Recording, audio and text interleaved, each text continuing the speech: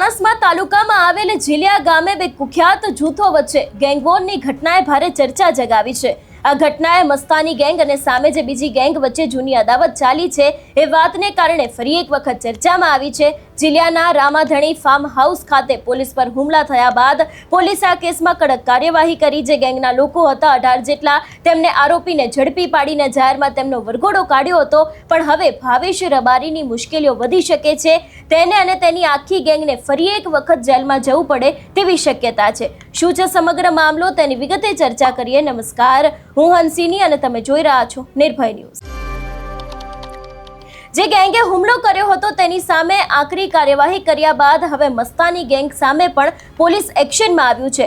જિલ્લા પોલીસની ટીમે મસ્તાની ગેંગના મુખ્ય ગણાતા ભાવેશ ઝીલિયા ઉર્ફે ભાવેશ રબારીના ફાર્મ હાઉસ ખાતે પહોંચીને ભાવેશ રબારીના જે રામાધણી ફાર્મ ખાતે પોલીસની ટીમ જેસીબી સાથે પહોંચી હતી। પોલીસ દ્વારા ગેરકાયદેસર બાંધકામ દૂર કરવામાં આવ્યું હતું। મસ્તાની ગેંગના આકાના અડ્ડા પર બુલડોઝર ફેરવવામાં આવ્યું હતું અને મસ્તાની ગેંગના મુખ્ય તરીકે ઓળખાતા ભાવેશ ઝીલિયા ઉર્ફે ભાવેશ રબારી છે તે ઝીલિયા ગામના રહેવાસી છે। રામાધણી ફાર્મ હાઉસના માલિક છે, જેના ઉપર ગઈકાલે બુલડોઝર ફેરવવામાં આવ્યું હતું। તેની ગેંગને સ્થાનિક લોકોમાં મસ્તાની ગેંગ અને ચોટી ગેંગ તરીકે પણ ઓળખવામાં આવે છે। પણ હવે જ્યારે ક્ષત્રિય ઠાકોર દરબાર સમાજનું સંમેલન મળવા જઈ રહ્યું છે એની જ પહેલા પાટણ પોલીસ એક્શનમાં આવી છે, કારણ કે ભાવેશ રબારી અને તેની ગેંગ જે તે સમયે ગુજસી ટોકમાં જામીન મળ્યા હતા તે જ જામીન રદ કરાવવા માટે હવે પોલીસ છે તે એક્શનમાં આવી છે। જો કદાચ કોર્ટની અંદર તેમના જામીન રદ થયા તો આખી ગેંગે અને જે ભાવેશ રબારી જે આ ગેંગના મુખ્ય ગણાય છે એને પાછું જેલમાં જવું પડે છે એવી શક્યતાઓ દેખાઈ રહી છે। ગુજસી ટોક છે, એના સિવાય પણ બીજા ઘણા બધા એવા ગુના છે કે જે આખી આ ગેંગની સામે લગાયેલા છે। પણ અત્યારે હાલ જ્યારે તેઓ જામીન લઈને બહાર છે અને આ જ જામીન જો કદાચ કોર્ટ દ્વારા રદ કરવામાં આવ્યા, કારણ કે પાટણ પોલીસ છે તે એક્શનમાં આવી છે અને પાટણ પોલીસ દ્વારા અત્યારે હાલ જામીન રદ કરાવવાની જે પ્રક્રિયા છે તેને શરૂ કરી દેવામાં આવી છે। એટલે કે જો કદાચ કોર્ટે આખી ગેંગ છે અને ભાવેશ રબારી છે એ લોકોના જામીન રદ કર્યા તો આગામી સમયમાં ફરી એક વખત તેમને જેલમાં જવું પડે એવી શક્યતાઓ છે। આ બંને ગેંગની જો વાત કરવામાં આવે તો મસ્તાની ગેંગ અને સામે જે બીજી ગેંગ છે એમના મુખ્ય બબાલનું કારણ જૂની અદાવત અને નાણાકીય મંદુક છે, કારણ કે આપણે જોતા આવ્યા છે કે જે બીજી ગેંગ છે તેના આસપાસના વિસ્તારોમાં આવતા આ જૂથ સાથે મસ્તાની ગેંગના સભ્યો વચ્ચે રૂપિયાની લેવડ દેવડ અને સ્થાનિક વિવાદો છે જે છેલ્લા ઘણા સમયથી ચાલી રહ્યા હતા।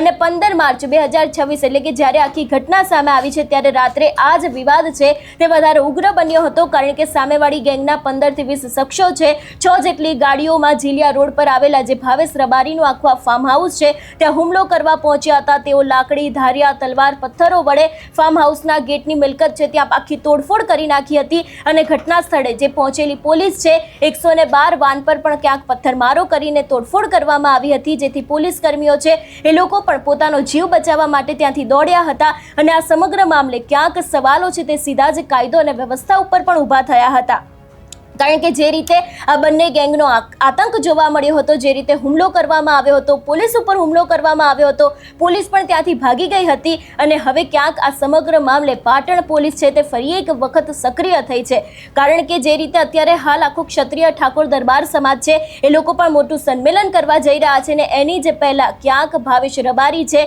એને જે જામીન મળ્યા છે, એના સાગરિકો આખી ગેંગ છે એ લોકોને જે જામીન મળ્યા છે એની જ સામે જામીન રદ કરાવવા માટે થઈને હવે ક્યાંક ને ક્યાંક પાટણ પોલીસ દ્વારા આખી કાર્યવાહી છે તેને શરૂ કરી દેવામાં આવી છે। જો કદાચ કોર્ટ દ્વારા તેમના જામીન રદ કરવામાં આવ્યા તો આગામી સમયમાં ક્યાંક ભાવેશ ઝીલિયા ઉર્ફે ભાવેશ રબારી છે એમની મુશ્કેલીઓમાં વધારો થઈ શકે છે, કારણ કે જે રીતે અત્યાર સુધીમાં તેમના ઉપર કાર્યવાહી કરવામાં આવી છે અને જેટલા પણ ગુના તેમની સામે નોંધાયા છે એ દરેક ગુનાઓને આધારે અત્યારે હાલ ક્યાંક એવું લાગી રહ્યું છે કે ભાવેશ રબારીના જો કદાચ જામીન રદ થયા તો એમને આગામી સમયમાં ફરી એક વખત પોતાની ગેંગના સાથે ક્યાંક જેલમાં જવું પડે એવી શક્યતાઓ છે। જોવાનું રહેશે કે હવે આગામી સમયમાં સમગ્ર મામલે પાટણ પોલીસ દ્વારા શું કરવામાં આવશે, કારણ કે આ ભાવેશ રબારી એક એવું નામ છે કે જેને અત્યાર સુધીમાં ઘણા બધા ગુનાઓ કરેલા છે। ગુજસી ટોક હોય, ગેરકાયદેસર હથિયારો હોય, અપહરણ હોય, મારામારી, મિલકતો કબજે કરવા જેવા ગંભીર ગુનાઓ છે તે તેની સામે નોંધાયેલા છે। એટલું જ નહીં, અમદાવાદથી લઈને પાટણ સુધી આ આખી મસ્તાની ગેંગ છે એનો આતંક અત્યાર સુધી જોતા આવ્યા છે આપણે લોકો, ઘણા બધા ચર્ચામાં પણ આવ્યા છે અને ખાસ કરીને હવે જ્યારે આ સમગ્ર મામલે પાટણ પોલીસે એક્શન લીધી છે અને જે તેમના અત્યાર સુધીના જામીન હતા એ જ જામીન રદ કરાવવા માટે પાટણ પોલીસ છે એને પ્રક્રિયા શરૂ કરી દીધી છે. જોવાનું રહેશે હવે આગામી સમયમાં કે ખરેખર તેમના જામીન રદ થયા તો ભાવેશ રબારી અને તેની આખી આ જે મસ્તાની ગેંગ છે તે જેલમાં જશે કે કેમ. તમારું શું માનવું છે આ વિષયને લઈને અમને કમેન્ટ કરીને ચોક્કસથી જણાવજો. તેની સાથે અમારી ચેનલ નિર્ભય ન્યૂઝને લાઇક, શેર અને સબસ્ક્રાઇબ કરવાનું ભૂલશો નહીં. નમસ્કાર.